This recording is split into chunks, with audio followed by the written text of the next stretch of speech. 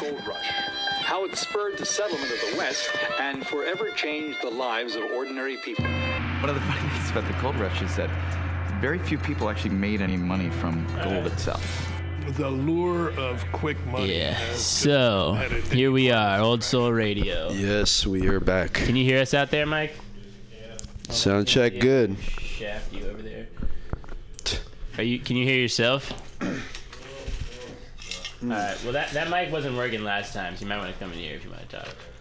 So anyways, here we go. Gigio. How you do? Señor Gigio. Give it up for Señor Gigio. Hey, Señor Gigio in the building. Yo, what's up? Thanks for making it over from yonder way. You were telling us. From yonder way, yeah. Yep, it's all good. I'm glad to be here from the beyond. The beyond lands. Yep. So speaking of the beyond, like, let's just get right into it, man. Like, for those that don't know you, like, who are you and where are you from?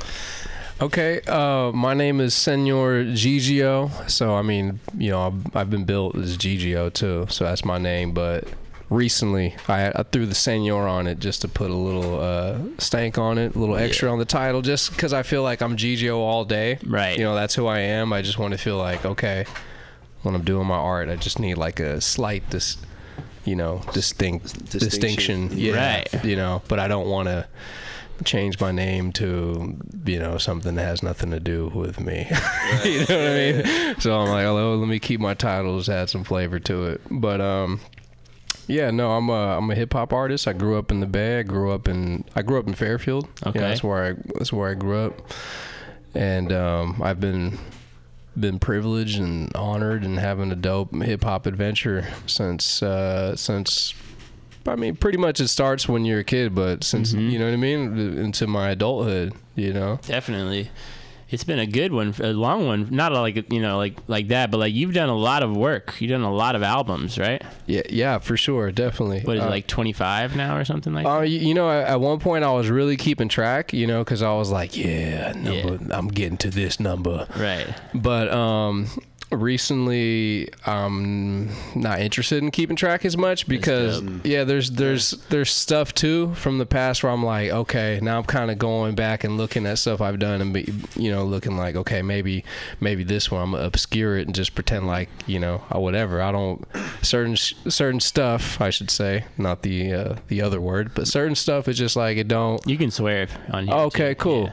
Well, yeah, basically just certain stuff, you know, certain shit, certain music, you know, I made in the gist of the moment, but it doesn't really reflect what I'm trying to do now. Right, so, I understand that. You know, so I might, so that's why I'm not keeping track of a number anymore, but it's just like, you know, I got a lot of content out there. I've done a lot of music, put a lot of stuff out over the years, so people might connect with me from certain projects, you know, remember me from certain points. Yeah. What's the first what's your first memory of this part of yourself, the rap part of yourself? Okay. So yeah, that's a cool question. I mean, thank you. You know, for sure, like, you know, because like when like our generation, we grew up just with hip hop. We grew up with rap, not as that being like a huge like revolutionary thing. It just was like that. Oh, that's what we grow up doing. You know what I mean? That's what we grow up listening to. So, you know, as a kid, that's just naturally in my ear. You know, that's naturally just around me, around my friends. We never really thought about it or what it meant or where it came from, but you know, so it didn't really hold as much interest to me, you know, in my as a child, as much as it, you know, that I would think it was going to be something meaningful to me until like I had cousins down in Los Angeles and they just were more privy to things that were going down, you know, so they were more on it. You know, I just remember one summer going over there and spending the summer with them, and they were like buying albums and buying CDs and listening to it uncut. Right. So I'm like in the 4th grade, or, you know, just hearing all this stuff. I'm like, man. But no, particularly I want to say it was the 6th grade when Nas's album came out, I Am. And I remember hearing that album with my cousins in Los Angeles, like on one of my summer vacations with them. And that was when they really like, oh, what? Like it scared me. Wow. You know what I mean? Like it made me pay attention. Right. I was like, dang, like I'm a listener now, you know, and that made me feel a way, and it made me want to be like, well, that's something I want to do. Yeah, that's beautiful. Yeah, so when did you start kind of doing stuff yourself? You know, like how long was it until, like, did you kind of want to be a part of it right away, or were you just like, you know what, one day, let me get into this too? You know? Yeah. So I think my dad, he had computers like growing up, like back, so especially like in the 90s too, like computers wasn't all the way like, you know, like a thing, but because of his work and what he did, he had computers around. So, you know, I remember he just got like a mic. He had got like a little straw mic, and it piqued my interest, and I just wanted to play with it, and I just started doing stuff from there. It was like a toy. I'm like, what? A mic? Yeah. I'm about to play with this. Is this like middle school era too, when you like were starting to listen to? It would probably be like shortly after that. Yep, shortly after hearing the Nas album. But at the beginning, like the stuff I was doing was more just having fun. Right. You know, it wasn't like I was trying to write anything super dope. I just was like, what? Yeah. You know, like what? Do you remember your first song? No, not all the way, but. Or like what it was called? No. But I remember the content. I was rapping about like my friends and like, you know, whatever. Right. We're rapping about rapping about the teachers. You know what I mean? That's relevant, like clowning the teachers, the principal, you know, talking about, you know, certain chicks at the time. You know what I mean? That's your world when you're that age. Right. Yeah, for real. Definitely. And that's everybody's world too, that around you. Yeah. It's a crazy thing. So you have a new project out. It's called Heroes of the Gold Rush. Yep. This is brand new. Am I correct? That's right. We put it out July. I know. I think I was there. Yep. Yeah, you were there too. Yeah, I was there. We did the thing. Right. So what how long have you been working on this album? This one, I probably like very fast. That one, like I started working on it like Mr. Clean, like the end of the last year, like winter season, he started sending me beats. That's dope. And it just was like the first like 8 beats that he sent me. I'm like, oh, you know, because at first I thought I was just gonna pick one or something, you know, and I wasn't working on anything at the time. Right. But like out of the 6 beats, you know, I'm like, damn, I gotta make an album now. Yeah. You know what I mean? I'm like, oh, that's 6 beats I gotta mess with. And I told him like, yo, dude, I gotta make a project here. And we just kept it going from there. And I like, he was sending me beats, I was writing, and just, you know, from there just got into the lab and knocked it out, you know. You usually do like projects with one producer, right? Yeah, I do. I like to do it that way. I mean, I have a couple projects throughout the years where might have a few mixed up on one, but it's usually like super in-house too. Like it's all the homies. Yeah, definitely. You know? So it's still like a certain sound.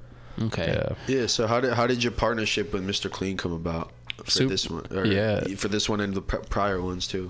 Super cool, cause I mean, Mr. Clean, you know, he's somebody too who's just been putting it down for a long time as an MC. So he's been putting it down too. Like he's a vet, and I've mostly just known him just professionally, just like, you know, in exchange, you know, at hip hop shows. A few times I reached out to him to perform, and he just came, you know, he comes through like on point, delivers, and, you know, pretty much just be like, yeah, dap and peace after that. Yeah. But, you know, it's like maybe after, you know, time passes, right? Time passes, you don't know what's happening, and then it just kind of clicks in your head. I just hit him up out the blue, like, hey, man, what's up? You know, and then it went on from there. That's dope. You know, so it's my first time, like, you know, legit collabing with Mr. Clean. And I think it's also like a big thing for him too, because he's always made beats, but he's been, you know, more known as an MC. So it's his first like album too, where it's just all his production. Oh, that's dope. Yeah, I didn't know just that. straight producer credit on it. Yeah, He's good. He's got good beats too. Yeah, man, for sure. Super dope. I was curious about kind of the concept. I know you're really into your concepts. So what about the gold rush attracts your psyche? Yeah, So, I mean, at one point, too, this was part of it, was when he was sending me the beats, I was visiting a friend of mine who lives up north, like, literally, like, in the gold rush country and all that. So, you know, I was getting the beats, and then plus the beats all had, like, this certain kind of, like, Western feel to it, and I wasn't trying to go for it. It just was, I'm like, You're just in the I'm like, woods. am I really about to do this? Am I really writing some cowboy shit right now? I guess so. I can't fight it. I don't know. I'm just doing it. I'm going for it. Yeah. But, you know, some of the things that, that I think it's, you know, why it's relevant today is because the whole, especially like one for California, it's super relevant because that's pretty much, it still reflects, you know, the spirit of what we deal with today. You know, it's everything that happened then that, you know, all people looking at, it was the gold rush that started rushing in all the immigrants, all the money, everything, you know what I mean? It just changed the game and it was, you know, it was rough. Yeah. You know what I mean? And I kind of look at that like that's what we're going through now, but it's just on a, you know, it's just something else. It's just something else. You know what I mean? Right. So that's how I was looking at it. But then also, I'm always looking at the spirit of the survivors. You know, so I'm looking at the spirit of, you know, people who really like, you know, culture. You know, because it wasn't like, if you look at back then, it's like, yeah, everything that was going on was, you know, a lot of greed. It was very greedy, a lot of messed up shit going on. But at the same time, it's like, well, if it wasn't for just the common strength in people to overcome shit, you know, so that's what I'm relating it. That's why I'm saying hero. That's where the hero comes in, is that aspect. It's just like the common person, you know, like to stand up and you know what I mean? Do something positive about it, you know. And that's what I'm looking at it like, you know. It's few, you know. Right, and this album, I mean, the Gold Rush thing is a concept pretty individual to this album. But what kind of like, how do all these concepts that you've had in like past albums relate to one another? You know, they're all their own type of thing, but how do they come together in the middle? Well, I think the number one thing is, like, with me, I've always been pretty eccentric, you know, and eclectic, and just, you know, I think I have like a good, like, people who've been familiar with me like throughout the years, like maybe like at first they didn't know where to pocket me, but just over time and just, you know, doing my thing and you know, just being me. People are used to not knowing what to expect, but when it happens, it's like, oh, because I don't know what to expect either. Yeah, you know what I mean. You know, so it's all eclectic. You know, it's all eccentric and creative. You know what I mean. And when I say creative, like, I don't just mean like, okay, like, you know, we create, right? But I mean, like, I just was thinking outside the box just a little bit, you know? Right. Yeah. Well, it's like very, you know, like in this example, it's very deep into like this singular concept. Like you're like exploring one idea, you know? So, yeah, I try. Yeah, it's very deep and widespread. Appreciate it. Do you think that, all right, here. Do you think that, because you say it's very like, you yourself are eclectic as well as like your art, right? Like, just so what do you think inspires that part of you that, like, because I know you too, you know what I mean? So I know that like the way you are is dope because it challenges positively how everything else is, you know what I mean? Like, you're like a special kind of person or creature, you know what I mean? Like, no doubt. Like, I'm just like, so like, do you think that like how does that happen to someone, you know what I mean, and turn into like these albums, you know what I mean? That's a really good question. Well, for one, it's like, I mean, because I'm still actively a student, you know what I mean? So I'm still. And hip-hop is so huge, you know, hip-hop is like a huge thing and it's been going on, you know, so it's like, for me, going into hip-hop, it's like at a point you try to figure out what your voice is, so you're at the beginning, you're lightweight trying to do what other people are doing or what other people that you admire are doing, you know, but it's like, you know, just naturally, just for me growing and like becoming a man or finding my own, just, you know what I mean, becoming an adult, being more comfortable in my own skin. Right. Then it's like at the same time you kind of look at, well, what can I give to hip hop that, you know what I mean? Like what can I add to it that nobody else is doing, right. You know? And it's kind of like it's a journey of self, and at the same time it is, you know, it intertwines with the artistry. So, you know, I'm always looking at stuff, man, because I love rap and I love hip hop, but at the same time I love music and I love, you know, art, theater, whatever, you know. So I like to look at the masters from different genres and just look at how they present themselves, you know what I mean, and just different stages that they've gone through in their careers, and you know, and I take from that. Yeah. Do you one sec, my bad. Do you think so like coming off that, the industry, you know what I mean? Like even if it's not like the whatever Drake part of the industry, like the industry that we're a part of or that you've been a part of for a long time, do you ever feel like discouraged, or have you ever felt sort of discouraged by like the way that the industry sort of, I don't want to say this, but treats underground hip hop artists, you know what I mean? And like all the things that you like that it seems we have to go through to like be seen or be heard or be bought in a way, you know what I mean? Like, has any of those things ever like affected you? For sure. I mean, but it's good though. I mean, because if it affects you, that shows that you're like, you know, serious or you care about what you're doing. But yeah, I mean, like in the past, like, but it's all going through the motions too at the same time. You know what I mean? Because like, so I can say that, yeah, it's true. Like there have been points where I've been like pissed or bitter or whatever, you know, like, or like, man, I'm not going to rap anymore. I quit, you know, and it always lasts for like not more than like a few months. Right. You know what I mean? Yeah.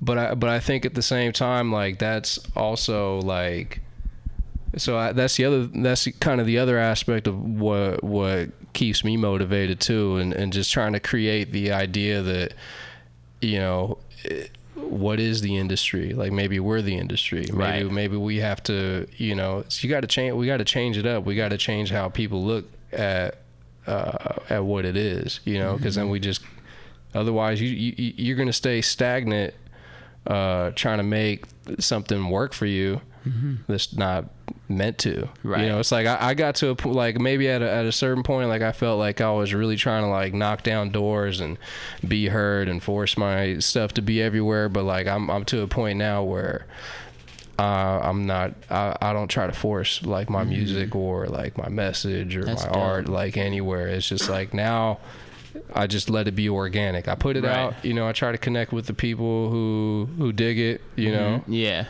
But I'm not anybody, you know, it's like I don't feel like I need to go bang down doors at somewhere where I know they're not going to play it. Right. I'm not going to do that. You know, that's not my fight. Right. Yeah. It just spreads naturally that way too, you know what I mean? Because if you like pay attention to the people who are paying attention to you, like that's how you grow, not just like being like, all right, cool, thanks, and then just like trying to find someone else to do the same thing. You know what I mean? I agree with that. Yeah. Well, I mean, like aside from maybe like being true to yourself, you know, do you think people have a responsibility when they're coming at this whole thing or industry, you know, on themselves, whether it be the listener or the artist?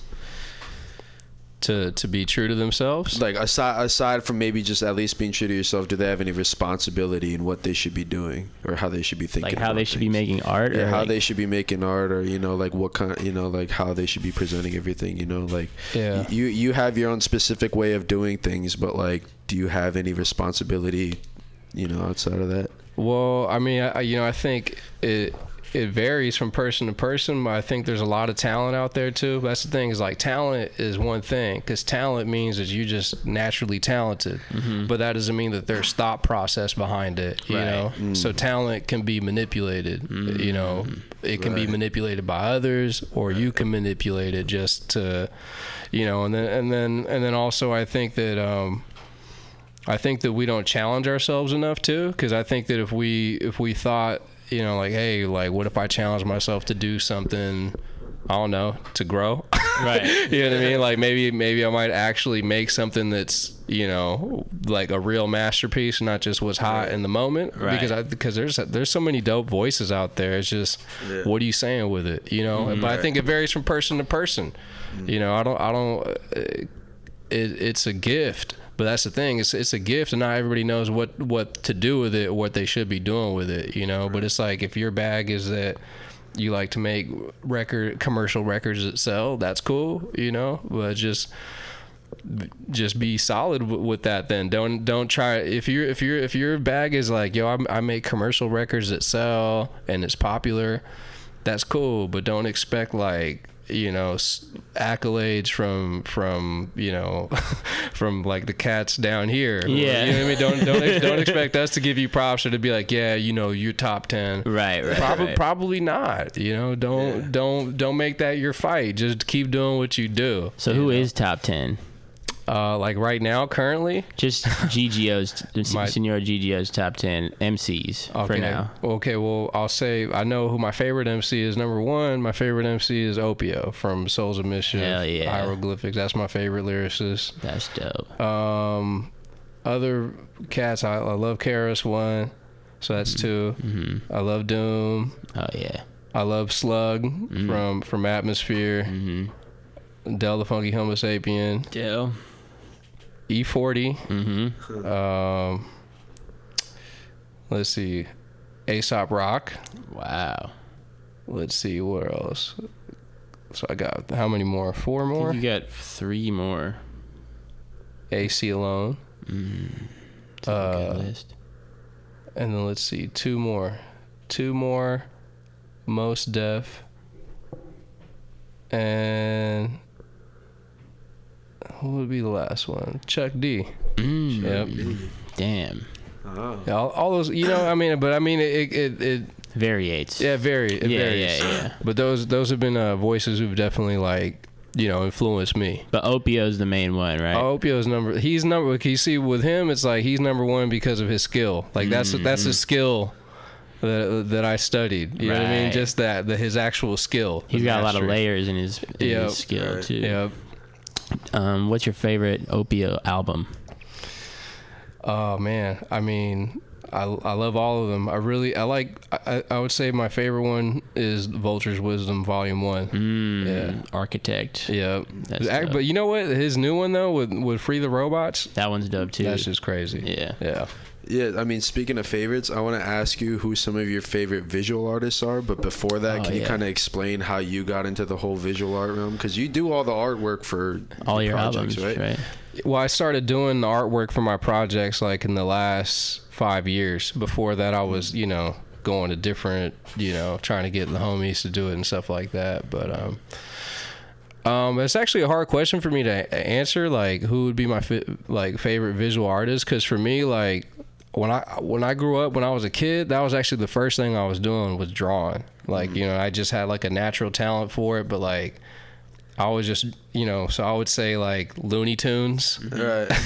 I was drawing Looney Tunes, you know what I mean? Ninja Turtles, you know what I mean? Like just the cartoons. The cartoons growing up was like, you know, that's what inspired me. Right. Yeah. Right. So it's not necessarily like you were like seeing all the, like it was just kind of natural, you know, like every kid watches cartoons, you know. Right. I guess that's where everybody wants to start drawing from. That's where I get it from. I love, you know what I mean? Because back then, I mean, maybe over time, like I might not watch cartoons now, but at the time I was watching it so much that I could just draw, you know, I could just draw the characters like, you know. Yeah. What other kind of cartoons did you watch other than Looney Tunes? Well, okay, so love Looney Tunes. Looney Tunes. Scooby Doo. You know what I mean? Yeah. I watched Scooby Doo. Yeah, man. Scooby Doo. Yeah, Tom and Jerry. Ed and Eddie. Yeah. Oh yeah. So then the Nickelodeon cartoons were cool too. Doug, Ren and Stimpy, Cat Dog. Cat Dog. Pinky Hey Arnold. That shit got me. Yeah. Do you feel like when you finish like a song or a record, it's a different feeling than finishing like a drawing that took you like a lot of time or something, you know what I mean, that you like that you wanted to have finished, you know what I mean, not just like doodling? Or is it sometimes yes and no. You see, that's the thing though, is I'm still developing my visual art too. Yeah. So maybe I haven't, but I have had some like moments that are up there. Right. But I'm still pushing myself in that direction too. But I mean, like on this last album, I'm really stoked because I'm like I like to sing too. So I've like grown more vocally, like in singing. So I'm hitting some notes on there, and like I've hit some notes where I'm like, damn, I felt good. You know what I mean? Like that. Yeah. You know. Right. And I mean, I love drawing, but I haven't mastered my skill with drawing to where I could part with that. with the milestone of like how you improve your singing and stuff. Yeah. Yeah, that must feel good. Speaking of songs, go ahead. No, yeah, I was gonna say speaking of songs where you hit notes, I was gonna play main distraction. That's the one, right? Yep. All right, cool. Let's start with that one, and then we'll come back right after. Dope. Right.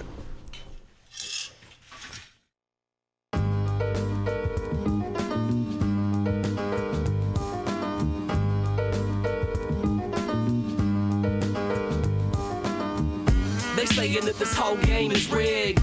They saying that we can't save the bridge. They saying it ain't safe for the kids. Yup, they saying that. They saying that. They saying that there's no jobs for the working class. They saying that the devil won and cursed our path. They saying that it's too late, no turning back. Yup, they saying that. They saying that. They saying that war is our only answer. They're saying that there's no natural cure for cancer. They're saying that the water's been tampered with. Yup, they saying that. They saying that. They saying that we must fear the enemy. They saying that violators pay the penalty. They saying that heroes die like the Kennedys. Yup, they saying that. They saying that. As long as I'm alive, it means I got a chance to do things right. So I'ma give thanks every day I fight, cause we got to move on from here. Now what we believe is what we can see. Please don't be deceived. Move on.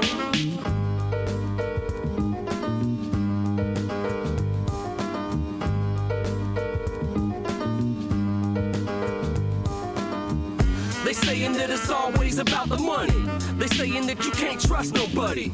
They're saying there's no hope for our country. Yup, they saying that. They saying that. They saying that Mother Nature's mad at us. They saying that payback is what she's after. They saying that these the days of the rapture. Yup, they saying that. They saying that. They saying that man and woman can't get along. They saying that true romance is gone. They saying that they gon' drop the bomb. Yup, they saying that. They saying that. They saying that life has no meaning.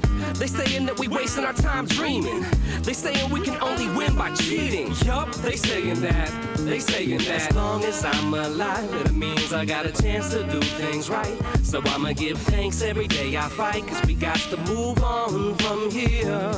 Now what we believe is what we can see. Please don't be deceived. Move on.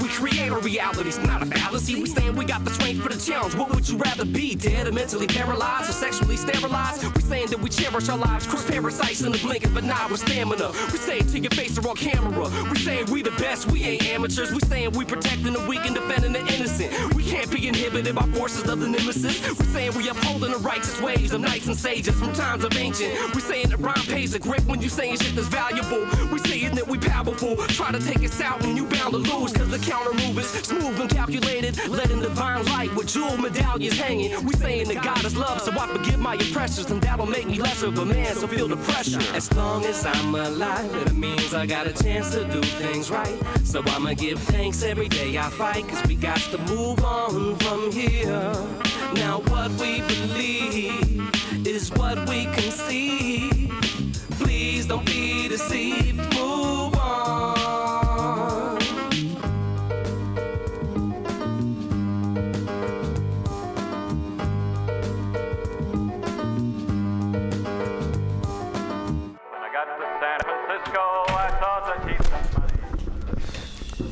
All right. Distraction.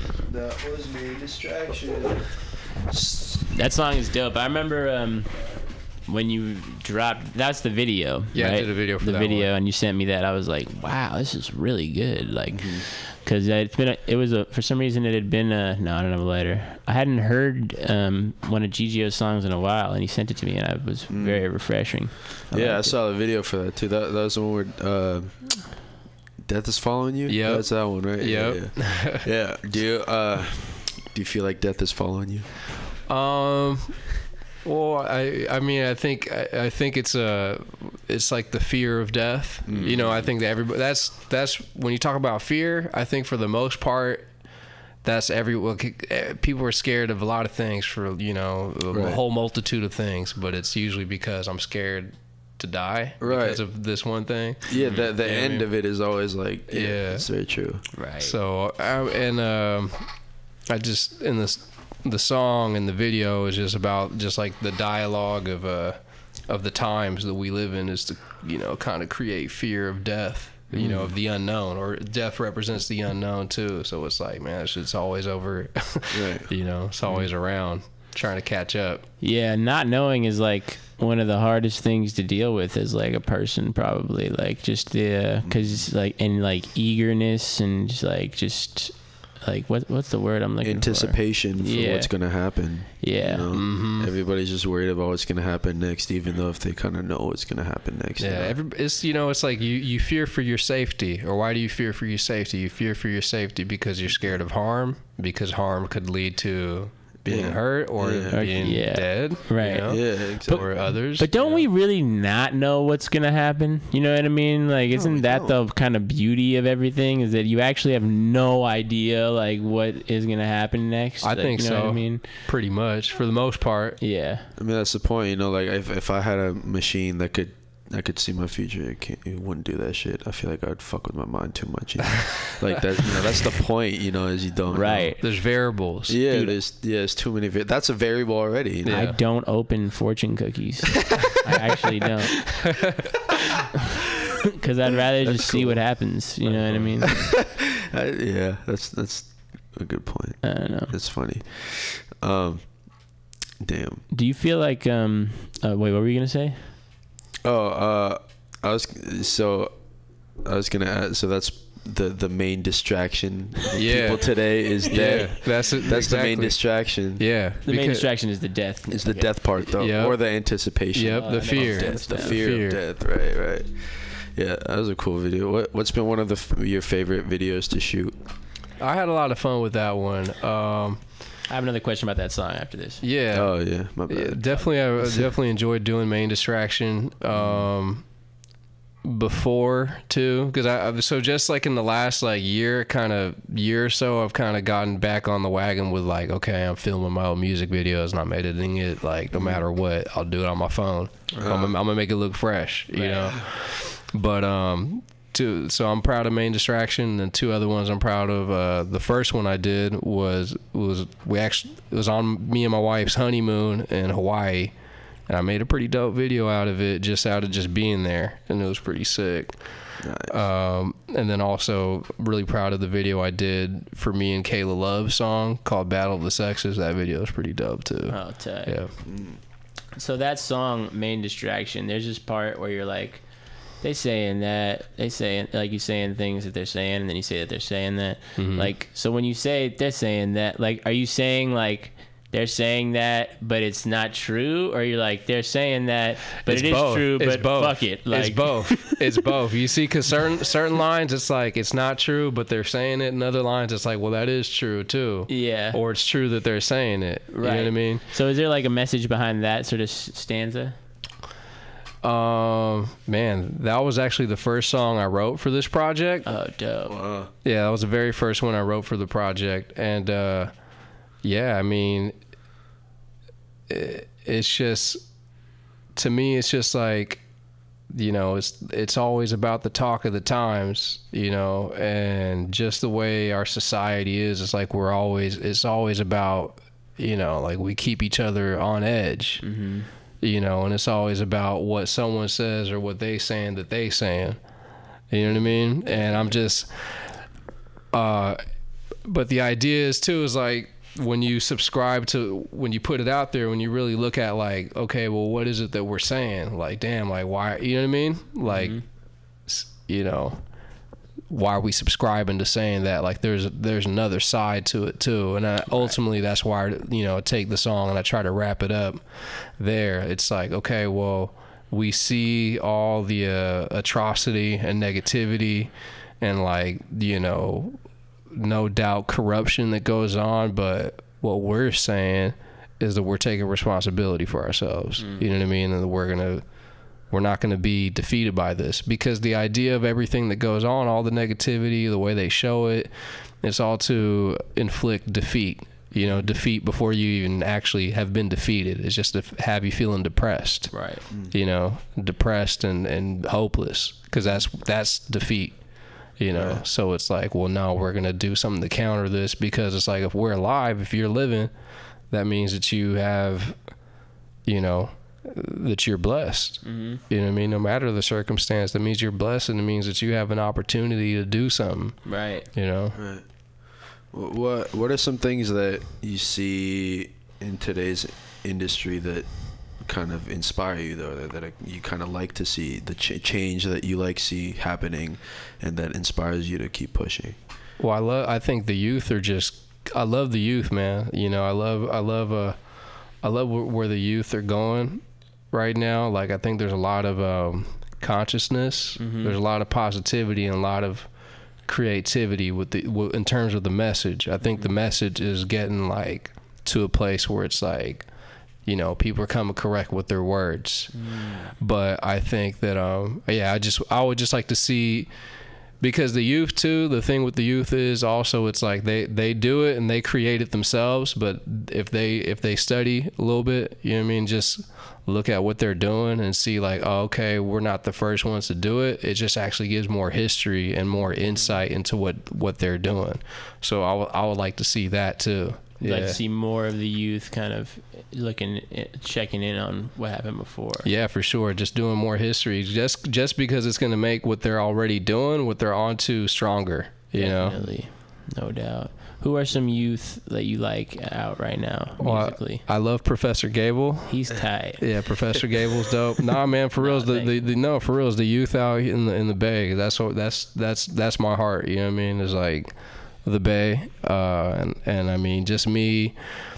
You know, like we coming into hip hop, like not as an old man, but coming into it like, you know what I mean, as a youth. Like that's where my heart is. You know, so. Definitely. Just so many young talented people out here, you know, and I want to see everybody shine, get the shine that they deserve, and do good things, man. Do you like the Kendricks and Joey Badass kind of?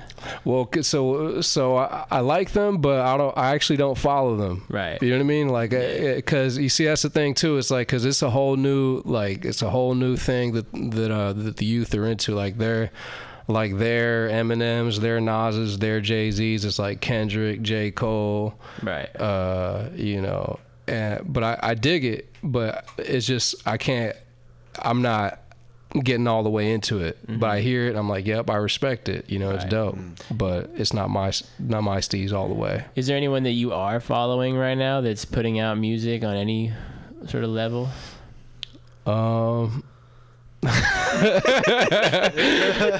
you know, like stuff comes up, you know, on my radar, and when I'm like, yeah, I'm gonna go check it out, but nah, not all the way, like, no. You know, is it more like shows that you might go to and you're like, oh, this dude's, you know? Yeah, every now I love to get surprised, man. Yeah. I mean, you know, but not so much lately, man. You know, it's like, you know, you got your favorites. It's like I got my favorites. I know who I like. Yeah. And then I just try to keep, you know, cause I look at it too. Like I look at it where I'm playing it too. You know, I look at it like, oh, I'm not just a fan. Like I look at myself as being actively a part of it, you know, of what's going on too. Like even if it's on a smaller scale, like I still look at myself as part of it. Definitely. Yeah. So I'm just, you know, I want to look at, I try to look and see where people are going. I'm like, okay, I see what they're doing. Cool. Right. You know, I want to see the growth, you know, but I see so a lot of potential, a lot of talent, no doubt, you know? Yeah. Yeah. I had a question and I forgot it. What is yours? Okay. Well, I was just gonna okay. If you could work with anybody, let's say, you know, it could be like if you could make a song with anybody in today's world, who would it be? I don't know. I feel like I'm trying to make that question more complicated than it needs to be. That's cool. Anybody you'd like to work with? I mean, there's a lot of people I want to work with, man. There's a lot of people I want to work with. You know, a lot of people who, you know, I admire. Some are close to home and some are a little bit further. Some are people I'm just strictly a fan. They might not know I exist, but right. And I like different genres too. Because one thing with me too is like I am interested in you know, switching the sound up and doing other kinds of music too. But I mean, when you said that, what came to mind? I'll give one curveball, and then I'll think of a hip hop one. But so there's this artist named Emily Wells. She's pretty, and she's actually she's on some alternative stuff. She's like a one-woman band, plays violin, sings, very powerful. But she actually has done some hip hop stuff too, though. So she's got an album with Dan the Automator. Oh yeah, but it's not all the way her steez, but she does like play with it though. Yeah. Is she kind of like a local artist? She's from New York. Oh. Yeah, but she's hecka dope, man. Yeah. But on some hip hop.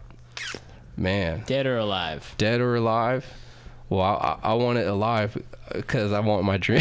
I want to like make my dream come true. Right. No, but honestly, again, like, you know, I'd love to work with Opio. You know, one day that'd be super dope. You know what I mean? He's here. Yeah, man. Bay Area. But pretty much anybody. You know, I'm a fan of a lot of people. You know, I love collaborating. What? How have the shows been going? For this, you've been kind of doing a lot of shows recently for this album, right? Yeah, they've been going good. You know, I mean, we had a really, so me and Mr. Clean both, because Mr. Clean put out his solo, so we've been kind of like, you know, sharing the light together and right. You Shout know, out to touring. Mr. Clean, by the way. We should have him on here. For sure. Definitely. You guys need to have him up on here. I'm gonna let him know too. Yeah. If he's listening, he might be listening. Dope. But so yeah, album release show was cool. You know, it was dope. It wasn't even just cool. It was awesome. Mm-hmm. It was really awesome. Yeah. We had a couple other great shows too, just with great crowds. But you know, there'll be like those few shows. Yeah. They're like, oh damn, that was kind of rough. Yeah. but you got to take it to the neck, you know, because you got to do those. Yeah, because the thing is too is what I found, like in the past, you know, it's like if I already agreed to do it, then I'm doing it. I'm there. Let me do it. Let me get through it, because maybe in the past with just being more immature or whatever, I might be in the moment. I might be looking around like, damn, like.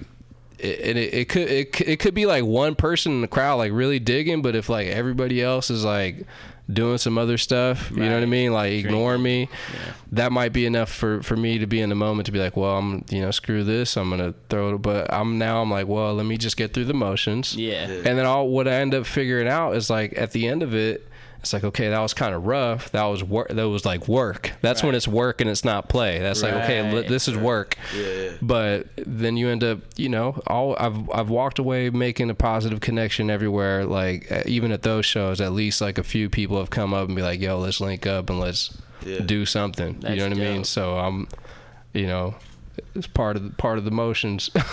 What's the most remote place you've ever performed in? Dude, okay, literally. Oh, there've been some remote places, but I'll tell you the most remote show. Okay.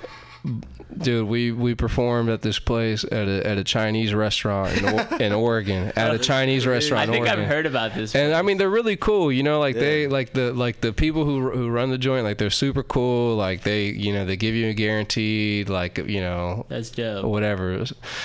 But dude, wow, it was like karaoke night. Yeah, I was gonna say it's the karaoke place. Yeah, right? So it was like karaoke night, and I mean, it was like, dude, okay, that's work. Right, trying to battle the karaoke. They were doing karaoke. There was nobody there, dude. I mean, it was like no one there. It just was like this. Like is literally, or like 2-3 people, maybe like 2 or 3 people, but like the place is so spread out that like the other 2 or 3 people are just like in the furthest corner of the place. Were they doing karaoke? Yeah, but the owner You know what I'm saying? Like the owner, the bartender, like the owner of the restaurant and the bartender, because they have a restaurant and they had a bar too. They were watching the whole time and they were digging it. So it's like, okay, well, I guess we're performing for you. But it's like, it's like that awkward moment. You're like, well, I don't know which way to look. If I'm supposed to look out into the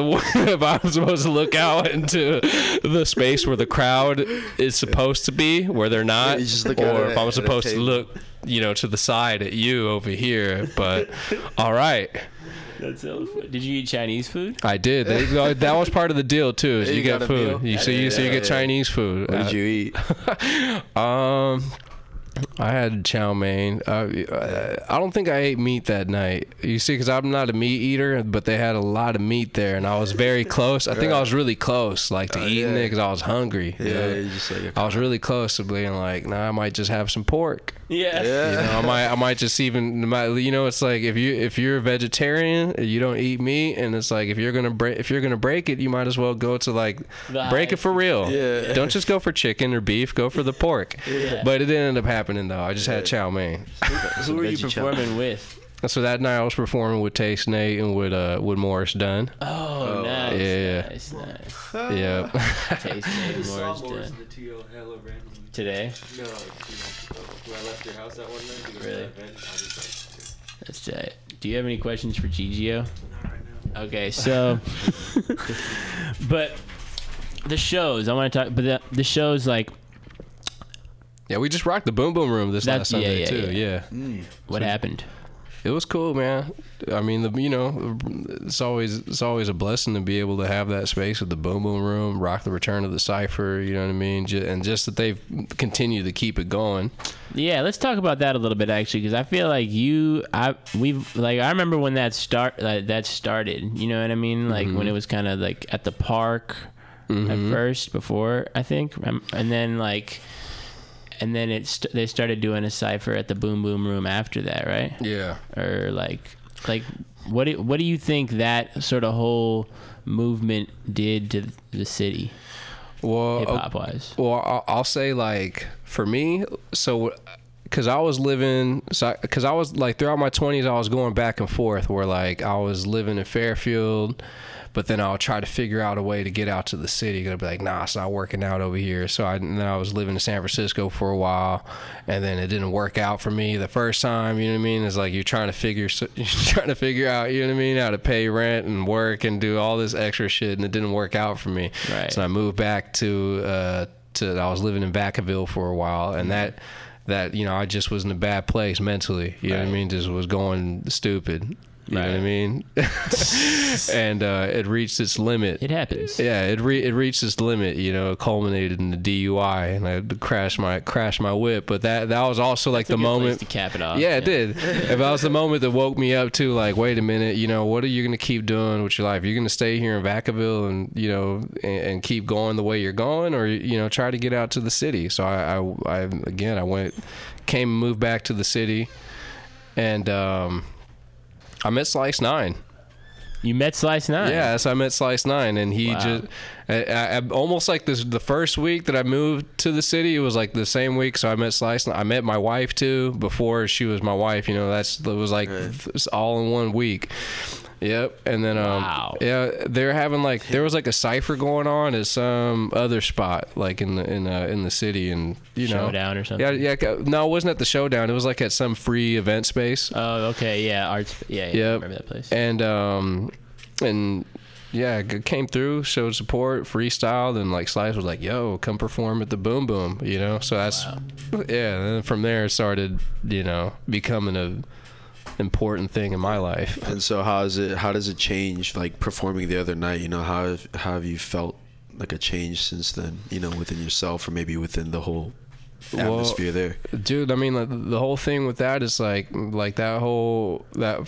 that gave me so much experience. I mean, just in the last couple years,